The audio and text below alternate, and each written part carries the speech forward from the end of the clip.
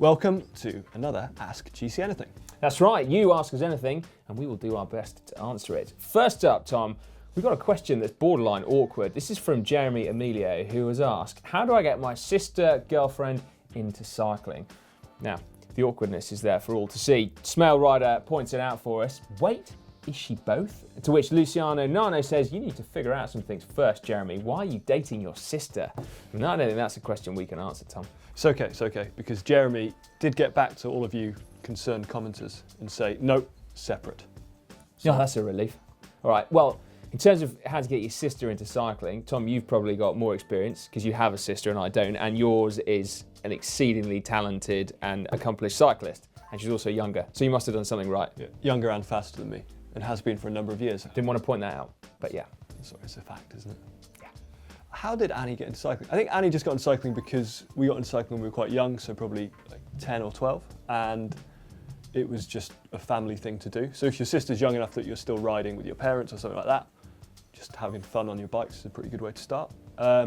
If they're a bit older and you just think they need to get into cycling, I don't really know, maybe cafe ride? Cafe ride's a good way to introduce cycling to people. Yeah, I think probably it's all about, you know, making it fun, like you say, and then trying to, you know, not demoralise them. Don't take them up any stupid hills and drop them and leave them at the side of the road. Quiet roads, that's really important. No one likes traffic when they're getting into cycling. Well, I don't like traffic now, actually, to be honest with you. But yeah, so there we go. Hopefully those will help you out, Jeremy.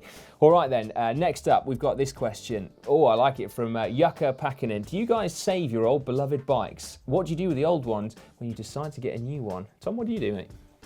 If I own the old one, I'd probably sell it in the end. But really? Apart from, yes, yeah, you don't like saving stuff, do you? No. I've got one bike that I've kept. I've got a couple of bikes that I've kept over the years that I like riding now and again, but we're in such a fortunate position at GCN with the bike partners that I haven't felt a need to replace my own bike so regularly. Yeah. Well, I've kept one frame from my mountain bike days because the complete bike took up too much room and it's now totally outdated anyway, but the frame is special.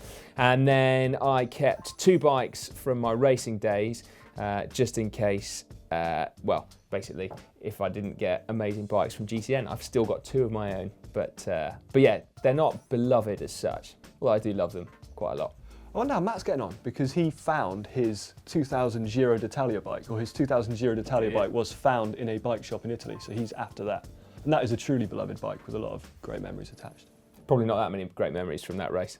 He had a pretty tough time of it. True. Yeah, with the crash and the injury. All right then, next up, this one. Should I be worried about using my carbon road bike on a turbo trainer? Will the frame crack under heavy load? Basically, this is a common myth about carbon fibre frames, is that you shouldn't use them on turbo trainers.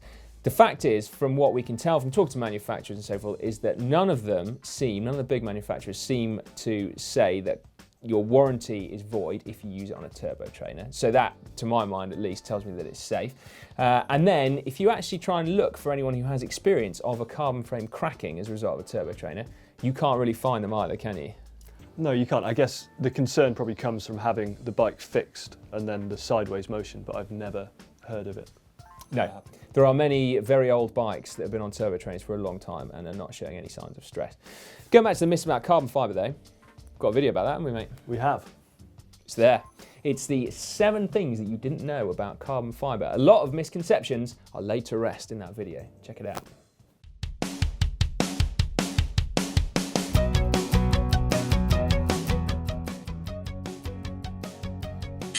The suitability of a component in general doesn't depend on the material. Every part should be engineered with a specific load case in mind.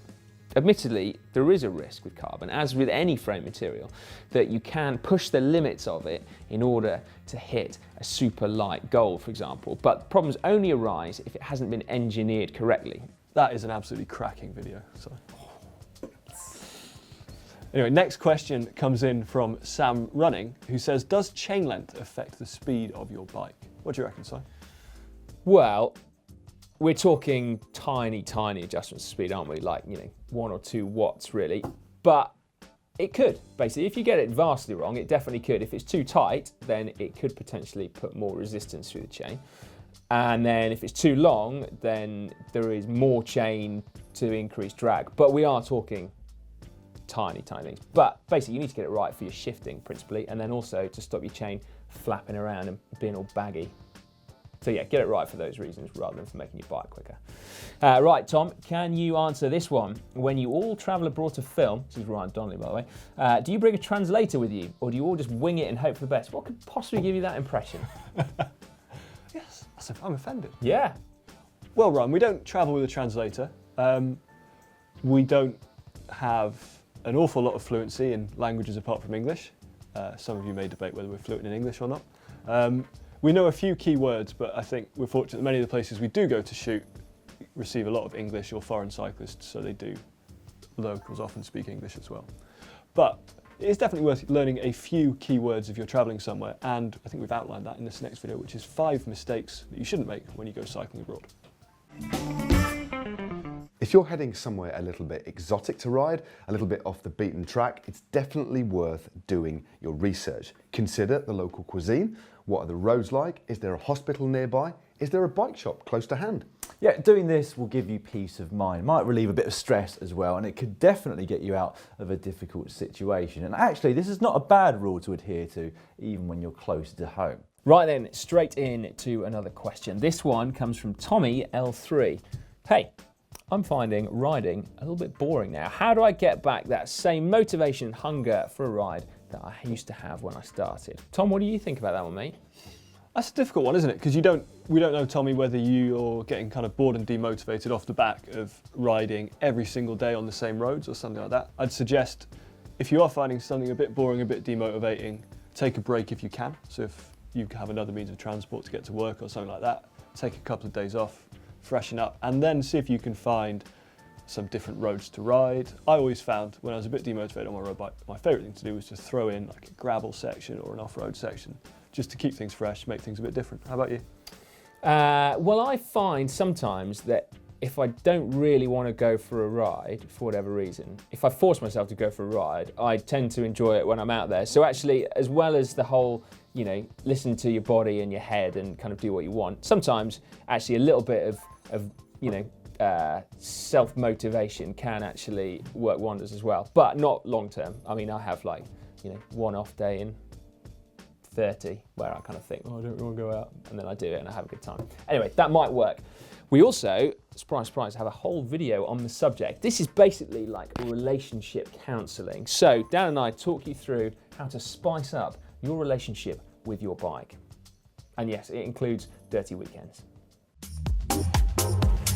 Riding solo can be great, but it can also get quite boring. After all, you've only got your own thoughts for company for hours on end. So why not try riding with others? Now, a lot of people choose to just ride with one other partner. Sometimes you could go out to threesome, although that can leave somebody awkwardly left out. Or you could choose to go out on a big group ride. It's an obvious tip, but it really does work. The time's going to pass a lot quicker. Yeah, and also it's not just about getting to the end faster as well. It's also about enjoying the process of getting there. And so you can be there sharing top bants and generally just enjoying yourself. Top bants.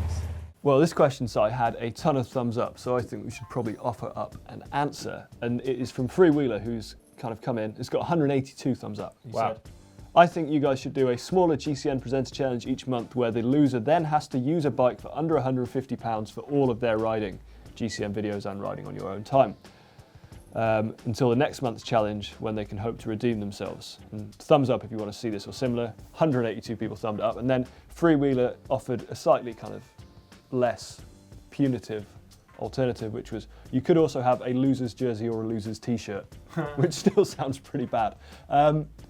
Personally, I'd like to avoid having, I think a few more percent challenge is a great idea, but I'd like to avoid riding that bike or wearing a loser's t-shirt for a month. Well, basically, yeah, Freewheeler, losing a GCN challenge is bad enough, let alone then punishing us for a month afterwards, like wearing a dunce's hat. I, for one, would not be up for that. Also, Tom, as we found out in that video we did about how much faster can you ride to work on an expensive bike, I'd have to get out of bed 5 minutes earlier every morning if I wasn't able to use my my Canyon Aero to ride to work.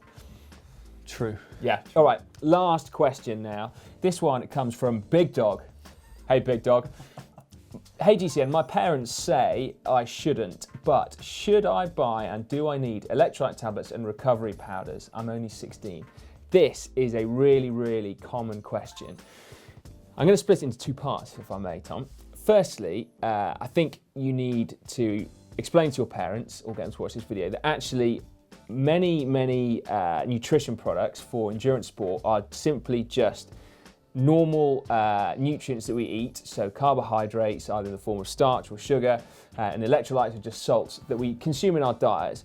And the reason we put them in our bottles and in our back pockets on our bikes is because the demands that we place on ourselves mean that we actually need to replace them more. So when I was little, I remember I used to get splitting headaches after I rode my bike in the winter because I was dehydrated and I didn't know what dehydration was. And actually, at the time, I would seriously have benefited from electrolyte tabs. All it is a bit of salt in a bottle, but it would have stopped me basically getting hangovers from bike rides. The one thing I would urge a little bit of caution on is perhaps recovery products. Now, again, it's just normal nutrition, it's just protein, but you may find that you actually just don't need it. So rather than it doing you any harm, all you do is excrete it, and therefore you're just wasting money. So we have a video on the subject of recovery, and there's a lot of really, really straightforward and practical advice. So hopefully that will help you out with that particular question. Oh my goodness me, maybe it's not safe for 16-year-olds. Well, I didn't need to see that. Oh God. Your body needs fuel for riding, and primarily it's in the form of carbohydrates when you're above 65% of your maximum heart rate, and of course fat too. Now, aside from very, very short rides, pretty much on every training ride, you will deplete your energy stores in some way when out on a ride. Right, well, I'm afraid that last video snippet brings us to the end of another Ask GCN thing. If you have any burning questions that you want to ask about cycling, let's steer away from that difficult relationship question at the beginning, then let us know either in the comments section down below, very simply, or indeed using the hashtag TalkBack, see what we did there, on Twitter and various other forms of social media. Yeah, and if you'd like to see some more content, if you're stuck inside this weekend but still want to train, why not train with Cy on the fearsome Passo Giao in the Dolomites? That video is right there. That is a really tough session. It's a brute. And this is actually an increasingly common mechanical issue for people. If you would like to know how to remove and replace a press fit bottom bracket, not the easiest of tasks, we've got a video for that too. That's right there. Yeah, and make sure you subscribe to GCN as well before you go if you haven't already. To do that, just click on the globe. It's totally free.